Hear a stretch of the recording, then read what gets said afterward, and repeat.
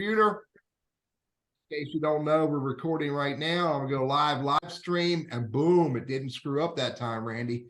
I'm getting better, buddy. I'm getting better. So I just got to wait for it to click just one more time, and I can go over here and look at my script and go, boom.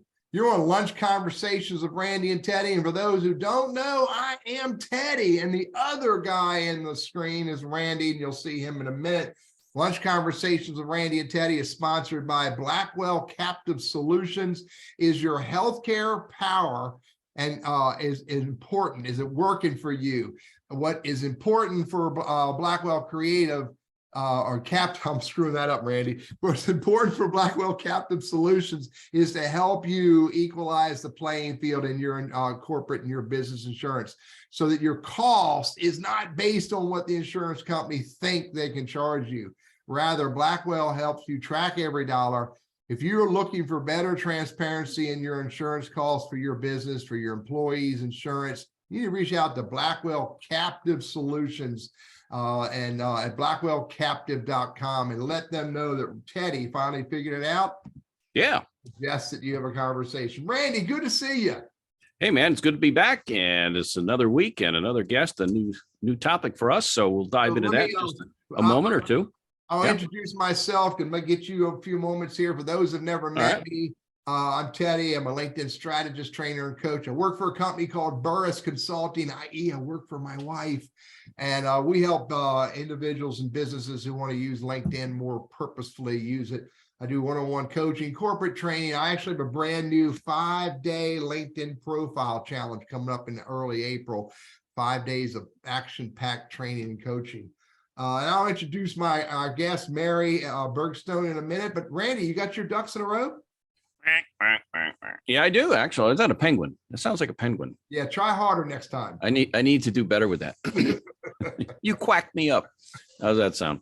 All right, Randy Wooden with Goodwill Industries of Northwest North Carolina. I'm the director for a professional center, and they hired me to start the program back about 10 years ago. First of its kind in the country and still going strong. If you've got the urge to make a change, or maybe that change was forced upon you. We've seen a lot of layoffs recently, unfortunately, but it is that time of year, I suppose, and whatever. But if you're in a job search, reach out to me. We'll get you on the calendar. It's free. Happy to help. And I have a column coming out on Sunday the 12th. So it won't be too long from now. And it'll be, now that we're 3 years into COVID, where are we now? What's changed, and how are we better for it? And maybe in ways that we hadn't even thought about. So we'll share some of that stuff. But every week we get together, and Teddy, I'll have you introduce our guest. But first, just real quick, if you've got comments or questions, put them in the chat. I'll keep an eye on that today. Yeah, there you go. Cool stuff. And today is, I had this right, Randy, the father of 4 entrepreneurial women and the husband to 1 entrepreneurial woman. That means I have 5 women in my life who tell me what I should and shouldn't do. And I tolerate and accept that, Mary, just an FYI. But today's International Women's Day. Am I saying that right, Mary? You are. And I'd like to shout out to my 2 daughters, one of which is a auto mechanic and the other is an animator. Yeah. I need to find out where your auto mechanic daughter hangs out. Maybe I need to get her help on my what is it? My Honda CRV. Actually, it's not my Honda CRV. It's my wife's Honda CRV. But that's a conversation for another day. Hey, I just informally introduced Mary to the conversation. Mary started as a marketing teacher in Wake County. That's over the hill, ain't it? Yeah. And then she got her business certificate, and when she returned back to her hometown, I think I'm saying that right, your hometown of Winston-Salem, North by God, Carolina. And then she started teaching business and marketing at Reynolds High School. Then she became something that opened up lots of new doors for her, a curriculum and testing coordinator, and then moved into this whole other role as a career development coordinator. We'll find out what that means here in a few minutes. By the way, Mary told me that this was and is, I'm hoping, her dream job. I'm betting it still is. And now Mary's moved into the district office, and she is the coordinator for all of what's called the school to career area of Winston-Salem, Forsyth County schools. and she helps all the CDC's career development coordinators across the county. Mary, thanks for joining us. Absolutely. Did I miss anything? Did I miss anything about you that is important for our audience to know? I don't think so. You sort of hit all the parts. I will say I started in Wake County, which is in Raleigh, and worked there for 4 years. And then I moved to Chicago and became a software trainer. And then I had children. So I didn't come back until just about 20 years ago, which makes me pretty old. You went to Chicago and became what? Doing software what? I was a software trainer. So I taught principals and secretaries how to use their sort of power school situation, accounting and scheduling. Okay, software. I got you. Yeah. Hey, well, you said this is your dream job, and I always ask a guest each week, what's your why? So this is something sounds like it's been in your mind for a long time. What's the why for what you do? What got you started on this path? Well, it's really interesting because when I was a new teacher teaching marketing, I ran into somebody for our school. I taught at Garner High School, and she said, "Oh, well, I am the career development counselor," and that's what they called them way back in the day. Yeah.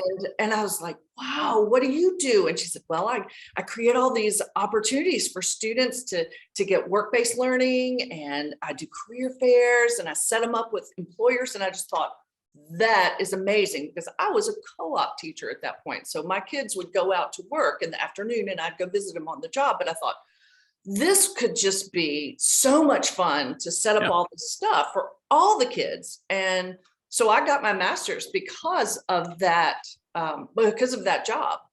So that at some point I could get it, and it took quite a while to get there. But when I finally did, I really, really enjoyed it. And now I am the lead support for all of the CDCs in the county. And so I try to do big district things and then pass them employers that they can use or bring into their classrooms or bring into to help kids find work-based learning opportunities. Yeah. And Teddy, I don't know if we want to work this in now or not, but just as an FYI kind of a thing, you moved from what I'll call the hands-on face-to-face with the students. Now you're in more of a leadership role where maybe, so the dynamics have changed a bit. Your customer now is more of the teachers or the CDCs. So I'd like to cover that at some point, Teddy. We don't have to do that now, but I'd like to explore that a little and how you see the differences. Teddy, what do you want to do? Yeah, we'll get to that. Differences between doing it, being a coach or being a manager. Right. Yeah, it's sort of like coaching. Yeah. So, by the way, Cindy just hit on something.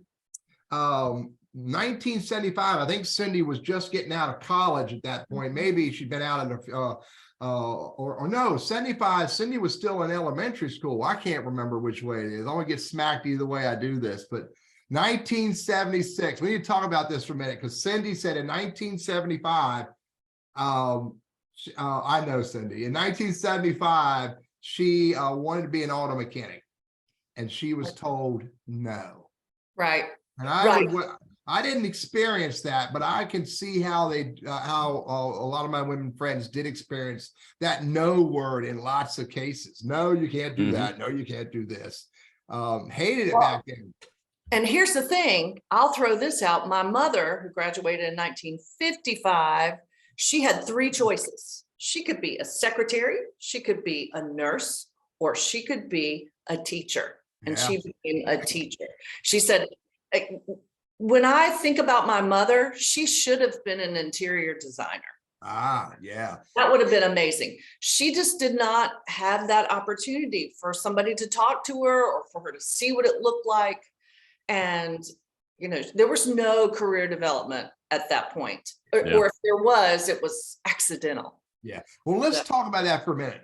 I want to come back and I want to talk about who created the school to career program, but let's set this picture about what this is all about. I want to share a story that I shared with you, Mary, and I want to hear your story, because your story is pretty interesting as well. Not unlike Cindy's, that she wanted to be an auto mechanic, but in 1975, I graduated high school in 1976.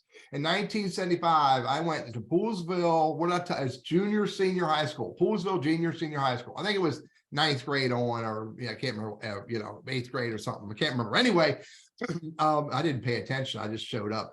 But I went to my career counselor, and despite being number 2 in my class, I went to my career counselor and they had me take some kind of a test that you had to use a number 2 pencil and fill in the whole dot. And if you didn't fill in the whole dot, they scored that against you. And here's what she came back to me. I remember the lady's name her name is Powell, Powell. She came back to me and she said, Teddy, I know exactly what you need to be. You need to be an aeronautical engineer. Now, I can't remember the exact dates on this, but didn't Reagan in the late 70s fire a bunch of air traffic controllers? He did. And the goal was for me to be an aeronautical engineer and become an air traffic controller. Why that?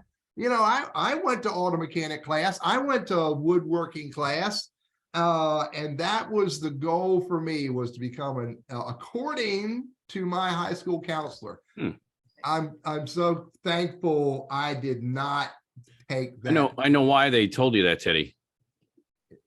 Because you were always taking up space. That's terrible.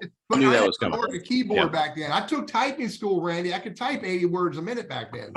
So Mary, tell your story about what did your high school counselor, what was the journey they had for you? Well, my high school counselor, at the time, I was at Reynolds High School, and there were 750 kids in my graduating class. So there was two grades. It was 11th and 12th. So we switched schools every 2 years during that period of time. And I went to see my counselor once, and he said, okay, so what you going to do? And I said, well, my parents want me to go to college. He said, fine, you need a club and you need a sport. And that was it. So I was in the Latin club and I ran track because I felt like that wouldn't hurt anybody else, because I wasn't very good at sports. But in college, I went to college because my parents said that I should do that. And I thought, okay, cool. In college, they said, okay, now you got to pick a major. And I was like, all right. So I went and took one of those tests, just like you said. And guess what? The top thing was pilot. And I thought, well, they don't have that here at UNCG. So I had to come on down the list until I found something that I could major in. And I majored in fashion merchandising and design. And I thought, oh yeah, this is great. I learned how to sew. The classes were fun. I really enjoyed it. I got out of school and I got a job, and I thought, I hate this so much. I was in retail. So I went back to a professor, and my favorite, and said, what should I do? And he said, oh, you should teach. And I was like, me? No. And he said, oh yeah, you need to do that. If you don't like doing it, you should teach it. Yeah. So I thought, okay. And I gave it a try, and he was right. I really, really liked it. When I started, it was hard because I did lateral entry and I didn't have student teaching, which would have helped a lot, but it ended up being the right path for me. So good.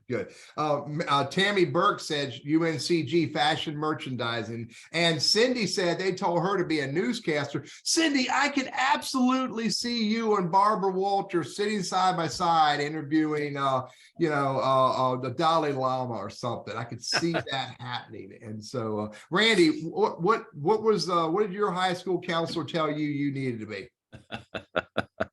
I have no idea. Yeah, no, I was going to college. My mom was a Phi Beta Kappa and that, so it was pretty much preordained. And I still wanted to be a pro ball player, so I started that. And that dream died pretty quickly as I got older.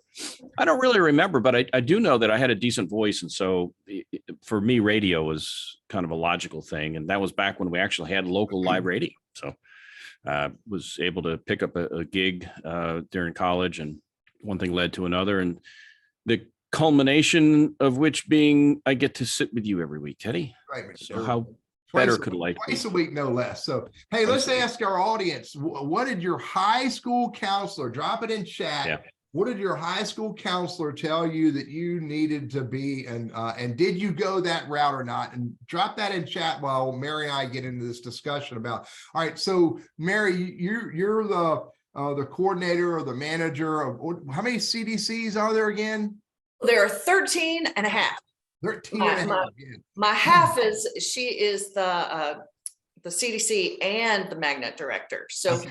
as she'll tell you, it's 2 full-time jobs, Yeah, but I we squeezed get it into one. So tell me, when did school to career program in Winston-Salem, when did it start? Well, it's the CDC or the career development coordinator started way back in the 80s. Okay, so every school was supposed to have one, but here in Winston-Salem, it ended up being a counselor. So, Okay. and you can be a counselor and a career development coordinator. You just have to get certified and that kind of thing. But then about 6 years ago, they realized that these poor people that were the CDCs were also practically doing a full-time counseling gig. So like, when you have 2 jobs at the same time, it's really hard to do them both. Yeah. So the career development part wasn't getting as much as it should have. So they split it.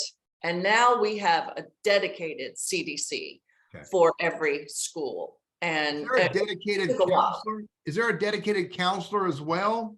There are, depending on how many kids are in the school, you'll have 2, 3, 4, 5 counselors. And a counselor might have a caseload. Some of them have a caseload of 400 or 500 kids. So there is no way that they can call you in and talk to you about what you're going to do, and hit everybody. Right, I'm with you. By the way, one of your folks is on the show paying attention to us. So I love it when your people come to watch what you do and see. I'm going to see her in a different environment. So cool stuff. I see at least 3 of them. Oh, okay. All right. Well, hopefully they don't gang up on you, Mary. So, all right, let's talk a little bit about the kinds of areas that your CDCs are looking to encourage, where relevant and appropriate, encourage our students. I'm Davie County, but I call myself a Winston-Salem guy, I hope nobody's on Davie County going to be hating me for that. But, talk a little bit about high skill, high wage, and that other term, in demand types of work, and then the 5 industries. Share a little bit about that. So our Greater Winston-Salem Inc. is our chamber, and they have worked with workforce development, and they figured out the 5 big industries because they're trying to get those industries, or they're trying to support those industries. And I'll tell you, businesses call me a lot and say, "Oh, do you have students that could come work for me?" And I want to make sure that they're prepared to work for them. Right. So we are working on pathways in Winston. And the way that works is they take a first level course, a second level course, and then they're eligible to go and do work-based learning. So they can either do an internship or pre-apprenticeship, or if they really don't want to work, which I would like for them to, they can go to Forsyth Tech and take some courses. And then they've got some college credits before they move on out into the world. But the 5 big industries here are healthcare, of course, because we've got bunch of aging people. Randy, right, and aging people, they're going to need some help. Construction, IT, growth, IT, advanced manufacturing. We have so many companies that need that, and it is surprising what you think of when you think of advanced manufacturing. You think, oh, that's a dirty job. It's not, and a lot of computer-based skills. It's really, really cool. And then entrepreneurship. So those are the things that we're trying to focus on in Winston-Salem Forsyth County Schools. Yeah.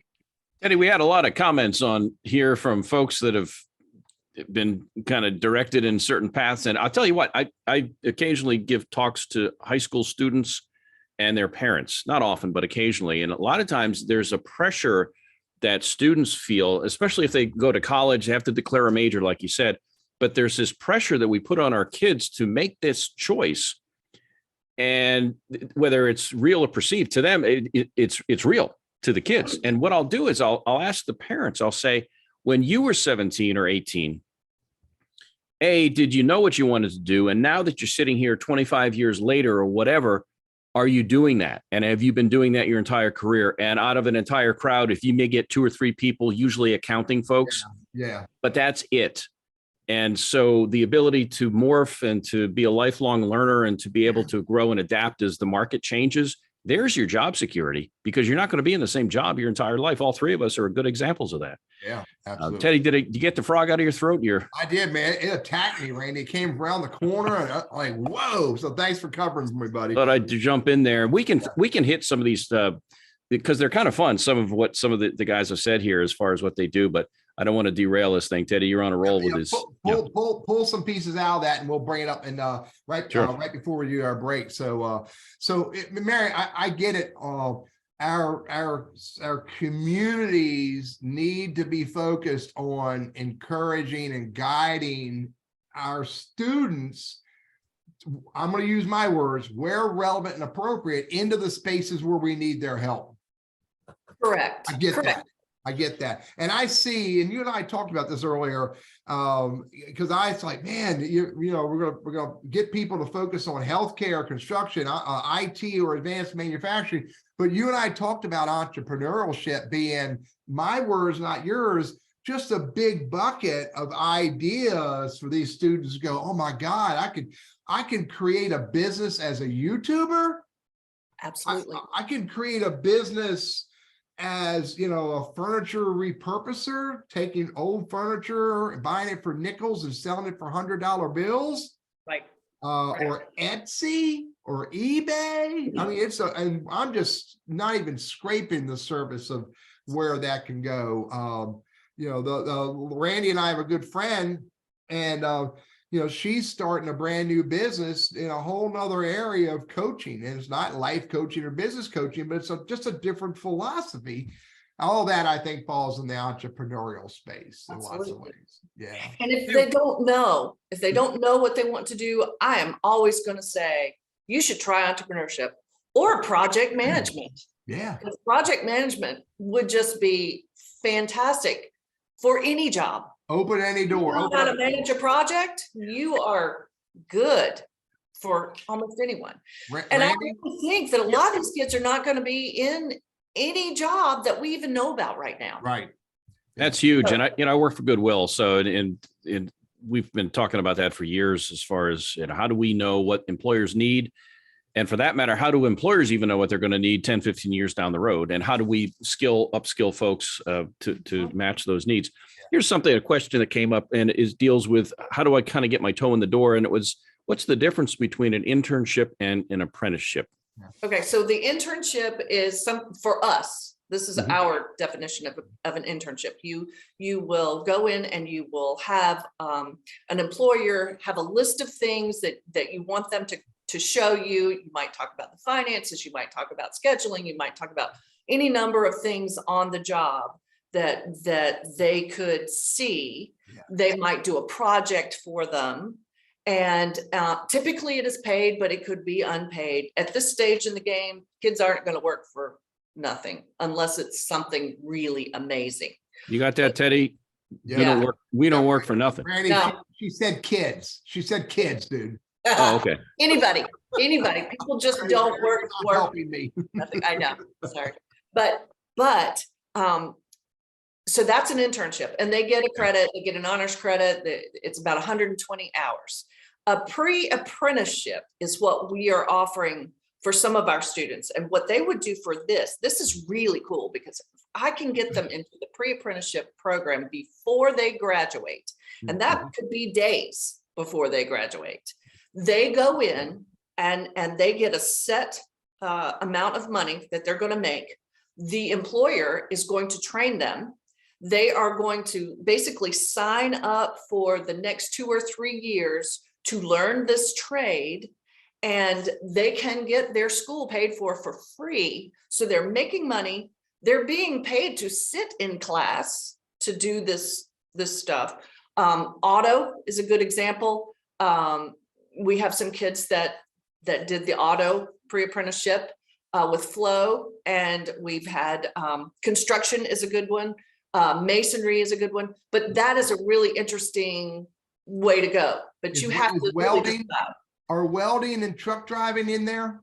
Yes, Yeah. you could do that. Yes, we don't offer those at Winston-Salem Forsyth County Schools at this point, but we can get them in right before they graduate, and they could do a pre-apprenticeship. Because Forsyth teaches that stuff, right? Yes, they do. Yeah, yeah. So Now, I'm not sure about the truck driving, but I tell you what, best they do. logistics. I believe Welding they for did. sure. Yeah. So well, cool. So so let's talk about the pathways. We got a few minutes for the break. Let's talk about the 46 different pathways. Explain that to me, and about the choices of where a student in Winston-Salem Forsyth County Schools can go to be a part of that. So we got together with our principals in October and said, all right, y'all, we need more level 2 students. A lot of kids have been just sort of playing around and getting level 1, level 1, level 1, level 1. So we want them to just do 2, at least do 2, so that then they could do the work-based learning piece. So we said to the principals, what do you want to offer? And this was kind of tough for some of them, but some of them knew exactly, oh, this is what my kids want. This is what they're interested in. And I feel like next year we've got about 46 pathways. They're not at all schools. Yeah. They're at, certain schools, but we'll see how it goes. And I keep telling my CDCs who are kind of freaked out a little bit, this is not set in stone. We don't, if the next year it doesn't go, or we feel like there's some things that we need more of, we will put those in. But we have this one school called the Career Center, and they have a lot of the programs that we can't put everywhere. So we have auto mechanics. It is really hard. It would be really hard to have one at all the high schools. So anybody at the high school can go do that program. At the Career Center, and go to the Career Center. At the Career Center. So they take a bus over and they do that. Culinary is another thing. Cosmetology, we have a whole cosmetology school. If they go to cosmetology and do all the hours, they can be certified and walk right into a job and not have to go to any more school. Cool. It's an amazing opportunity, but they have to be really dedicated, and they have to know this is what I really want to do. Yeah, it was interesting. We got a tour a couple of years ago. It was with Leadership Winston, and best class ever, class of 22, I might add. But we got a tour at the Career Center and the auto place, and it's amazing what these, I'll call kids, but youngsters are able to do, and the equipment, the sophistication of some of this equipment is, beyond being what the, old grease monkey from back in the day in your backyard changing oil. I mean, there's a lot more to it than that. And these guys are getting the latest and greatest. So this is awesome, man. It's and I would hope anybody, you don't have to have a kid in school, just to see the depth of what's available out there for students who want to take advantage of this and move forward in life. And Mary, later on, I'd like for you told me there's a website that lists those 46 different pathways. Yes. I'd like to get that URL from you later on so I can put that in the show notes, because that would definitely be some interesting. I mean, I'm going to bet there's some pathways on there that I never even thought about. So I got the culinary, I can do that. I got the cosmetology. I absolutely have that freaking nailed. You can see by the way I look, and I absolutely understand the automotive stuff. So, good stuff. And you, some of the schools where students go to get these is through the Career Center, JFK, and Atkins. Am I saying that right? Well, those are the 3 that are all pathways. I mean, the kid that comes out, they are a concentrator. They do a row of things. Atkins is biotechnology, engineering, and game design. So if the kids are interested in those things, that is the place for them for sure. And JFK has 3 academies, and they are masonry, pharmacy, and they also have a culinary program. So Kimberly is just dropped the page on in chat, and so she shared it with everyone, so everybody will get that. Kimberly, you're special. Thank you very much for being there. Kimberly is my boss. So your boss is like Johnny on the spot right there, or Kimberly on the spot. Yeah. Yes. So Hey, thank Teddy, you, we're Kimberly. halfway through, man. We're about halfway through our let's take festivities a today. quick break. And you're on Lunch Conversations with Randy and Teddy. And for those who don't know, I'm Teddy, and my sidekick is Randy, and our special guest is Mary Bergstone from Winston-Salem, Forsyth County Schools. Our sponsor of the show is Blackwell Captive Solutions. We've known them for years. Carrie's been on the show. She's coming back again with another conversation that will be very interesting. They have more than 25 years experience in health insurance business, in the whole health insurance business.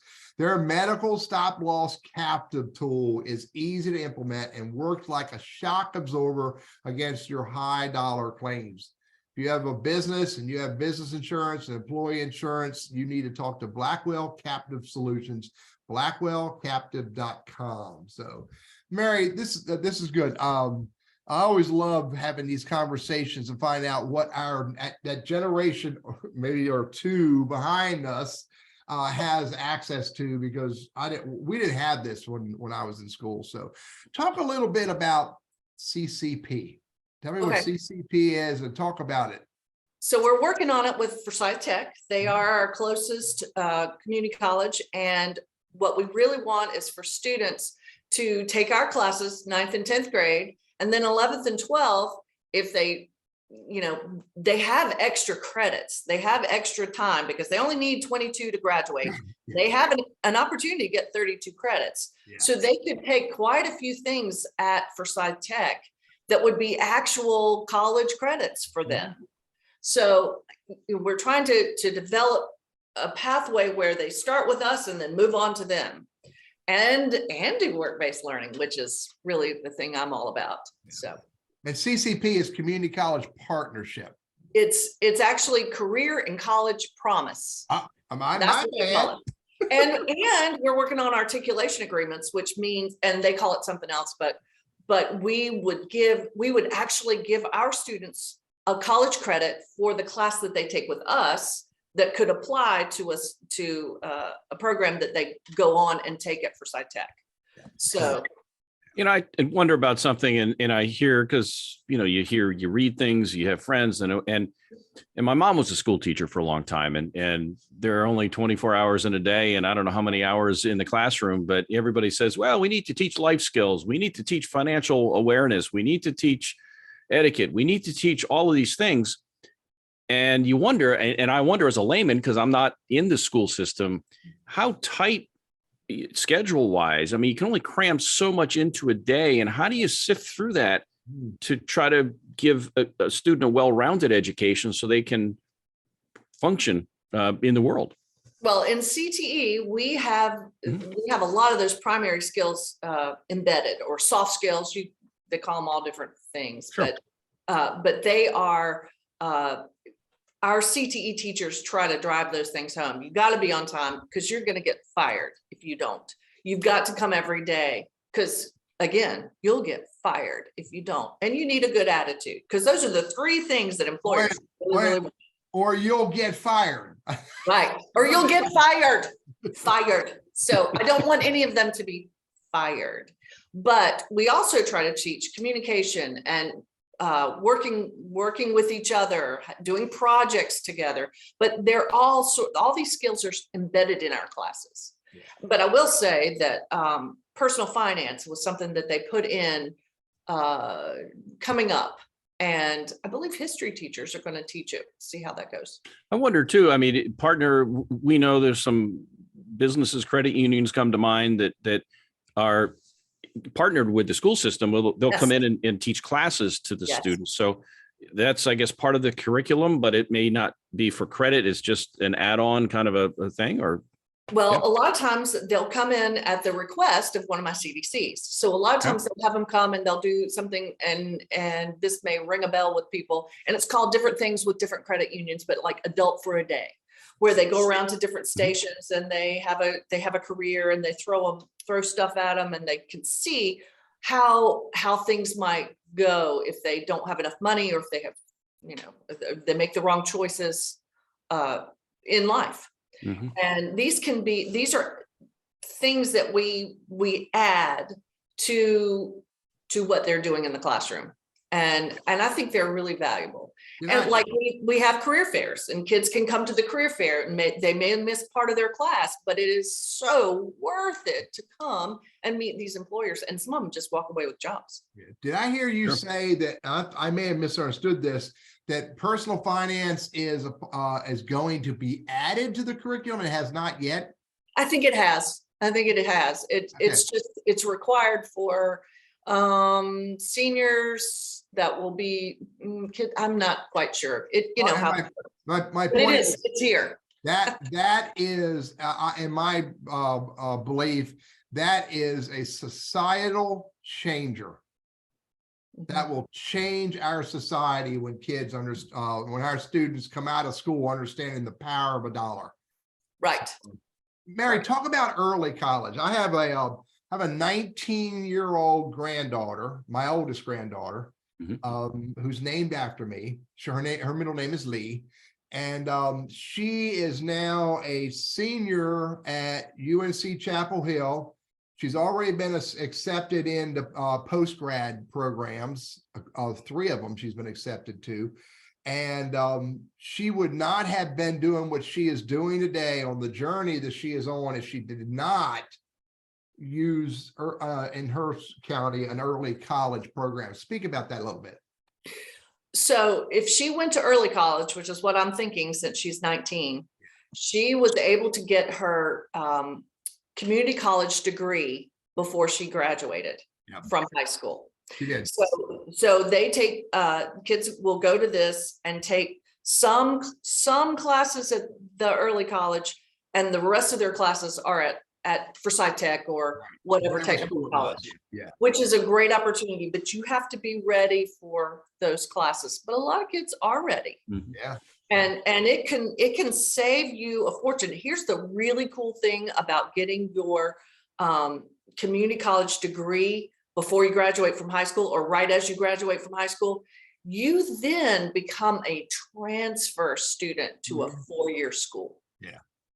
And that's huge. I hear about all the time about kids who want to, my dream place is Chapel Hill. I want to go to Chapel Hill, and they can't get in, and they've got a 4.375 grade point average, but they're like 10th in their lineup for school. And that's just crazy that they can't just get in. But they will get in, and with a lower grade point average. Now it can't be low, but not a 4.35. They'll get in as a transfer student because not as many kids are transfer students. Right. Yep. I mean, it was powerful for her, and I've got a couple other grandkids who are on that same journey. They get all their smarts from who, Mary. So I'm waiting for you, Randy. One of the big things with college is learning how to say no and time management. So those are things. And I think if they've had to balance high school with also getting the equivalent of an associate's degree, or, the 2 years, then you're instilling in them the time management. And then when they do transfer to a 4-year or whatever program they're going to, they're used to budgeting their time.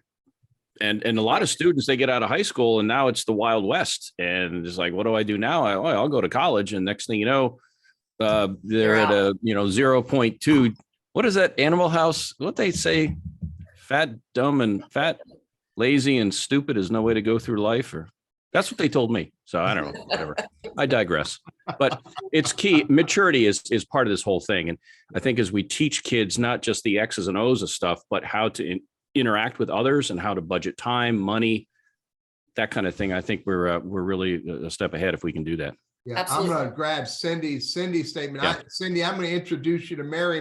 Maybe Mary knows people at the Career Center or JFK or Atkins that you need to meet. So I'll make that introduction later on for Cindy and Mary. All right.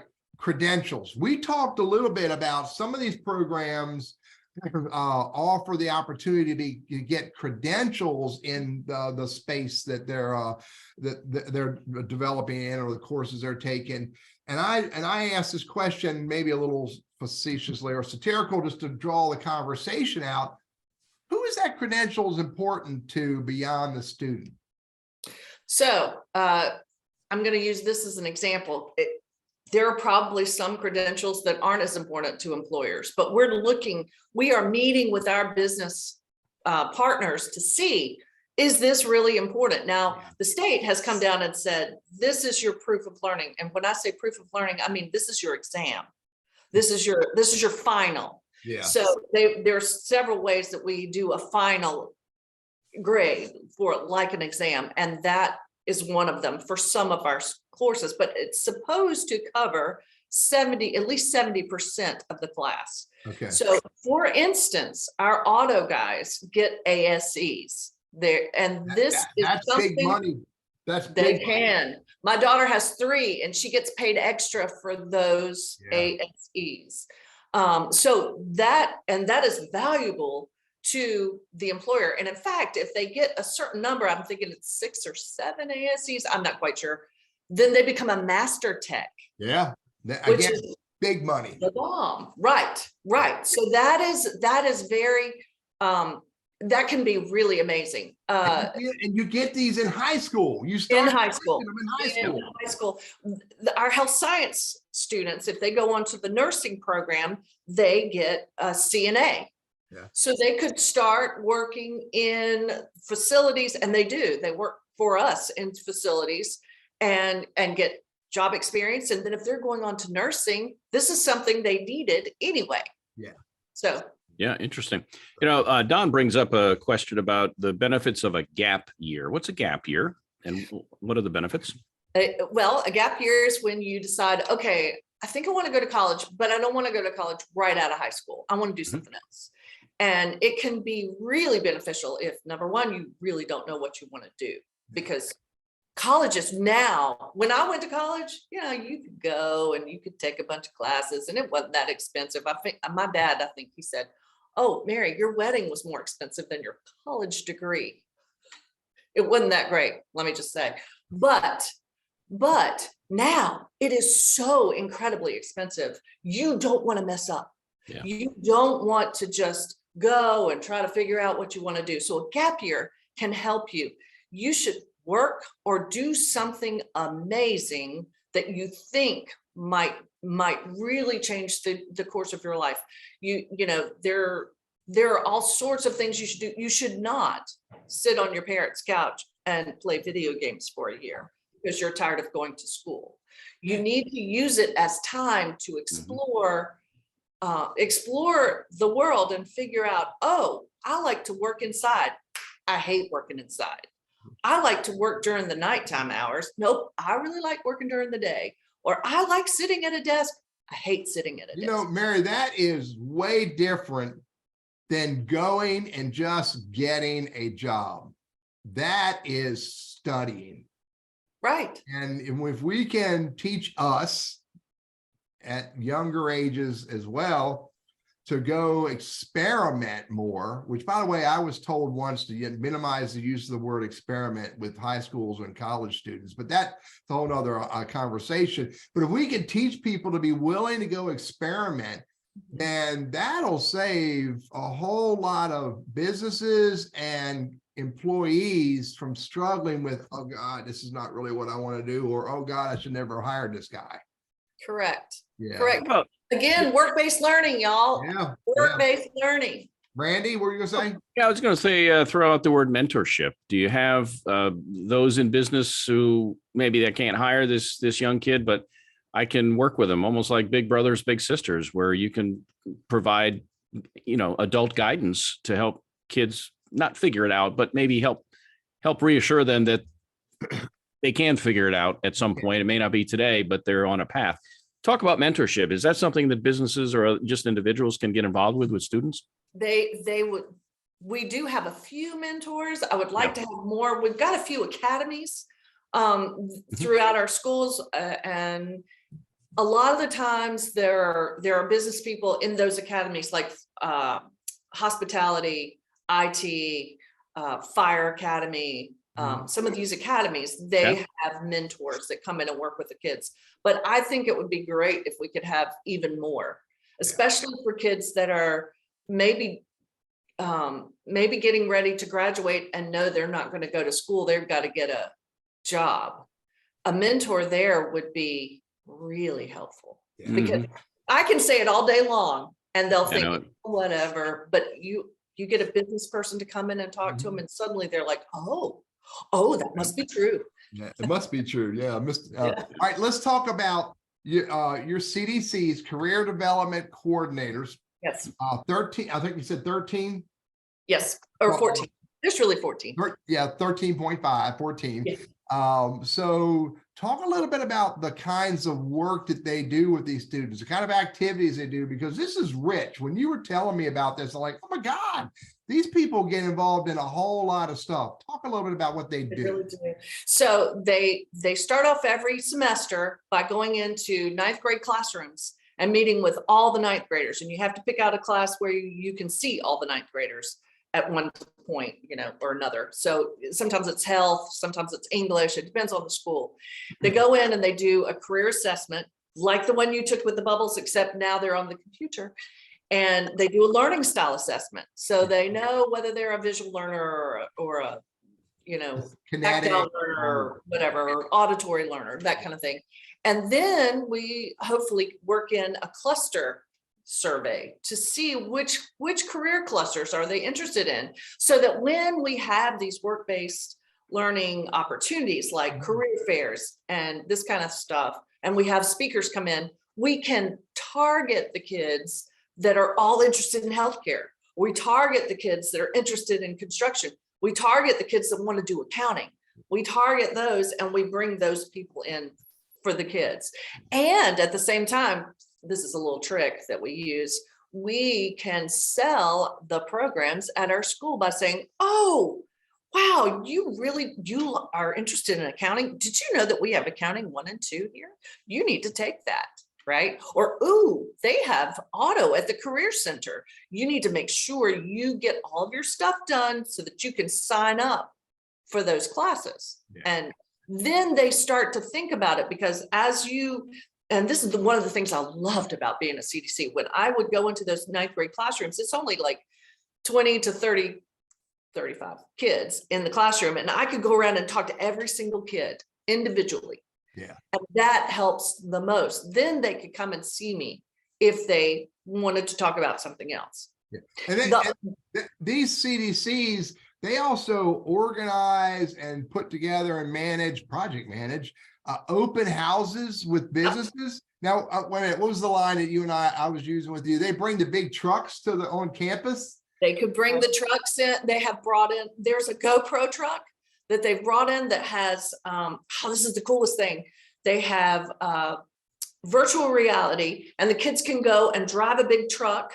They can get up on a line and do like a lineman job. They do all these different things in this truck, and almost all of them have brought them to the schools and allowed kids to go through these things. Oh, and they do, and you told me that they arrange these internships, arrange these pre-apprenticeships, arrange these career fairs. They arrange bringing in, really good speakers to talk about different types of careers. Yes. This is a lot of work, and all of this. And maybe I don't want to ask this question, but I got to ask it. What percentage of high school students actually participate in any of this? Well, I saw that's a really good question. And I think about 80% of our students take CTE courses. Got it. So if they've taken a CTE course, they have had some of this. Now, 100%, well, not 100%, probably 95% have at least met their CDC in the 9th grade. If they filter in after 9th grade, they may not. It's harder and harder to hit everybody. Yeah. Now, my small schools, those CDCs know all their kids. Got it. I mean, they know them. But like Kim Hayes, I see her on here. She's got 650 seniors. She's got 2,400 students at West Forsyth. There's no way she can know every student, but she provides a lot of amazing opportunities for her students to come to. Got it. So a lot of work. And again, I think this is rich, a huge benefit to our, I'm going to use my word, society. If we can just get these students, that generation to discover ideas that excite them before they start that journey. Otherwise, they're going to go build a chemical plant and haul concrete and cinder blocks and paint, and they may not be doing what they really want to be doing. And but there was a door that opened that got that guy out of that. That's a story for another day. So Randy, anything in the chat we need to grab? Just a whole litany of folks that have chimed in with what they were told they could be in high school, and teachers, pilots, across the board. But no, there's just some general, mostly just general comments. One question though dealt with sustainability, environmental programs, and the whole going green and everything else is around how we construct buildings. For example, I forget the term. There's a term for, is it LEEDs? LEEDs is a measure of building green construction. I'll tell you about it one day, Randy, when you have time for me to really. Okay. But I didn't know if that environment, if conservation, that kind of industry is something, solar and so forth. Is that part of the mix, I guess, with advanced manufacturing? Maybe? Or construction?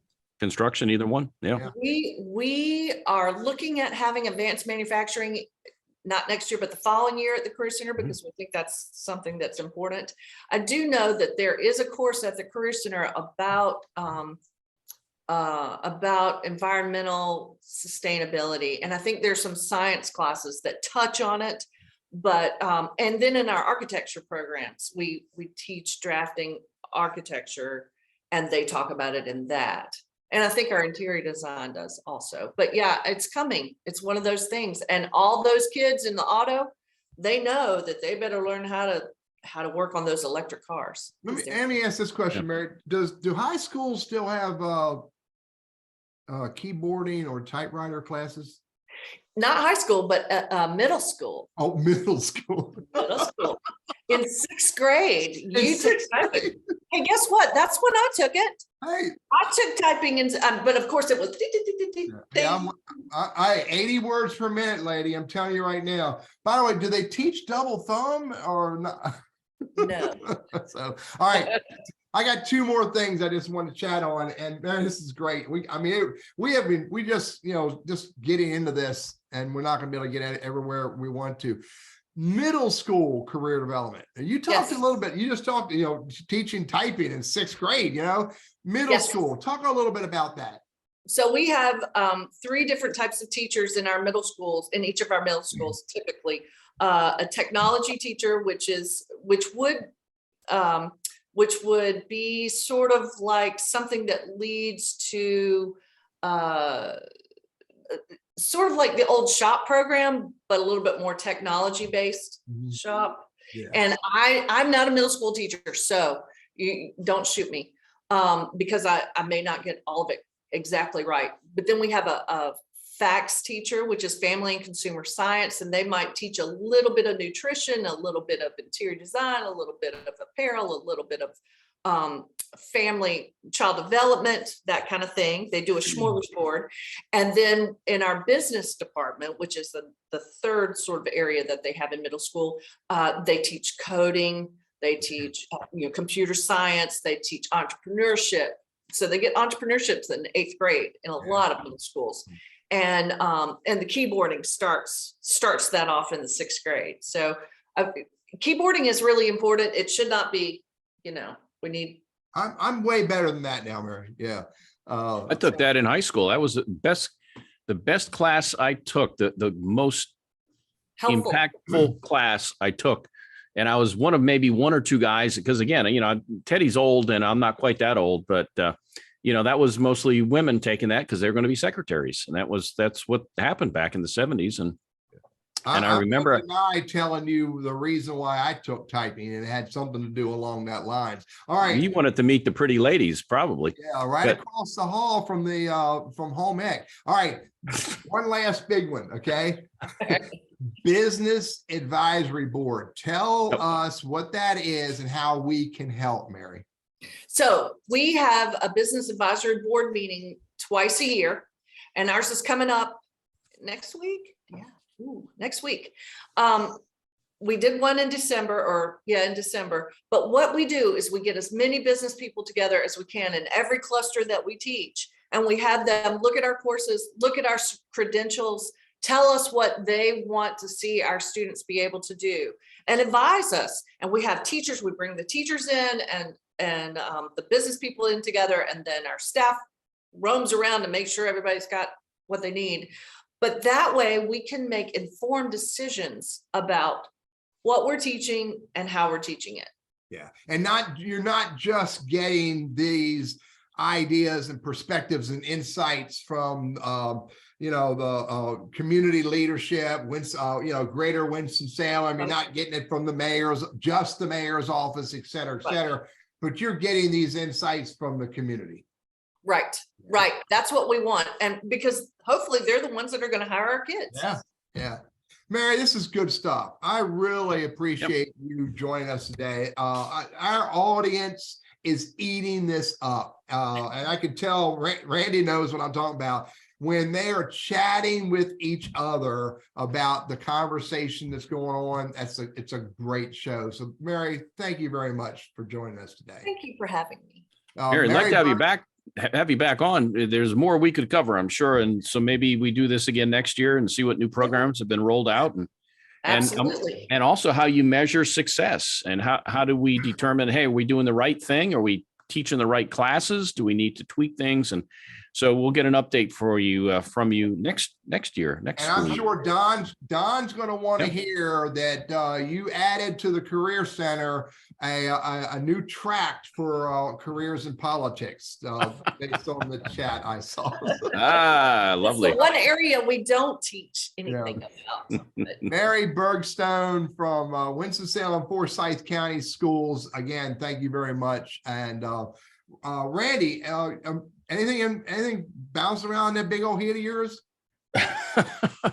Well, yeah, and I coach job hunters, and I work for Goodwill, and I think, Mary, you knew that. Of course, we have our skills training, and I imagine we partner with, certainly Forsyth Tech, and I imagine with the school system to help, upskill folks and train them in areas so they can get good employment. So it's a partnership, definitely, not just you guys are going it alone. You've got partners out there that are invested in this thing too. And I remember just as a kid growing up, and just, I won't belabor it a whole lot, is that you don't know what you don't know. Yeah. And I grew up in the college prep class, so I took English, but I took all the main stuff, but I was never really exposed to all these different types of industries and everything else. It's sort of like, just go to college, you'll figure it out. And in the meantime, you're burning through a lot of dough these days to do that. So I really like the idea of almost like going to a buffet or something where you can sample little snippets of things. And it doesn't mean you got it all figured out at age 17, but at least you're farther down the path than people of my generation who just is either go to, the military, or, get a job at a convenience store, or, go to college. It just didn't seem like there was the number of choices out there. So again, thanks to you for enlightening us and the work that you do with the kids, because that's got to be tough. It's got to be tough. But thank you very much for doing that. Let me tie that back to our next week's guest, Randy. Yep. We talk about how the heck does this impact our society, our community. Next week we have Chase Law, and Chase is, I'm going to make sure I get it right, I think she's the president CEO of the Arts Council in Winston-Salem, Forsyth County School. Now, she's not coming here to encourage Randy and Teddy to become artists. What she's going to share with us is how the arts industry, the economic impact that it has on our community. who would have ever thought that, you know, being an artist, and I hear the stories and I know the starving artists out there, but I also know 2 artists that are not starving, who have started out with a side hustle. So next week, Chase Law, President CEO of Arts Council, Winston-Salem, is going to be on the show. It's going to be a great conversation. Just plays into this whole idea of what do I want to do when I grow up? And it might be something different than you Good ever stuff. imagined. Good stuff. Hey, I'm on track, Randy. Dude, I got my ducks in a row, man. Lunch Conversations with Randy and Teddy is sponsored by Blackwell Captive Solutions. We appreciate them helping us. Ownership, peace of mind, price stability. All of these are important to Blackwell Captive Solutions to help you achieve. So reach out to Blackwell Captive Solutions. Find out what their practices are. Find out what resources they have available to you to help reduce your claims. BlackwellCaptive.com. Mary, again, thank you very much. And thanks for bringing your folks with you. Randy, Yep. guys, you take care of yourself. And to our Thank you, Mary. audience, absolutely love having you. We'll see you next week. All right. See you now.